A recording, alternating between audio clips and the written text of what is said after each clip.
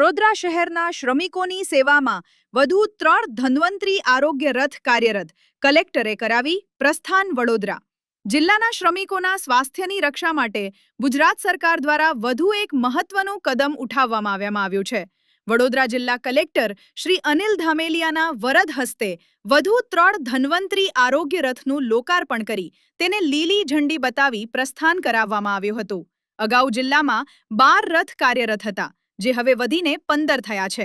આ રથ ખાસ કરીને કડિયા નાકા અને બાંધકામની સાઇટ્સ પર જઈને શ્રમિકોને સ્થળ પર જ નિઃશુલ્ક સારવાર પૂરી પાડશે. નવા 3 રથ મુખ્યત્વે જરોદ, છાણી અને ઓપી રોડ જેવા વિસ્તારોમાં સેવા આપશે. આ પ્રસંગે કલેક્ટર કચેરીના ઉચ્ચ અધિકારીઓ ઉપસ્થિત રહ્યા હતા.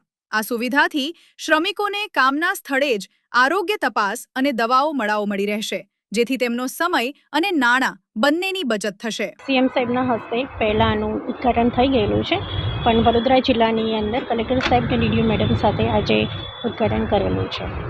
કયા પ્રકારની કાર્યરત છે, કયા વિસ્તારોમાં કાર્યરત છે?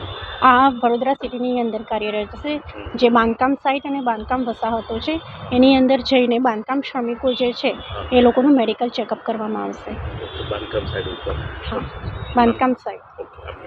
Patel Sejal, project manager Vadodara.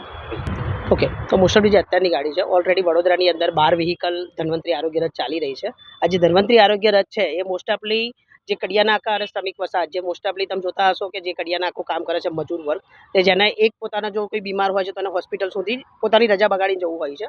તો આ મોસ્ટ ઓફલી જે ધન્વંતરી આરોગ્ય રથ છે એમને સાઇટ ઉપર જઈને એમને પ્રોપર પ્રાથમિક સારવાર આપશે, જેમ કે શરદી, ખાંસી, ઉધરસ.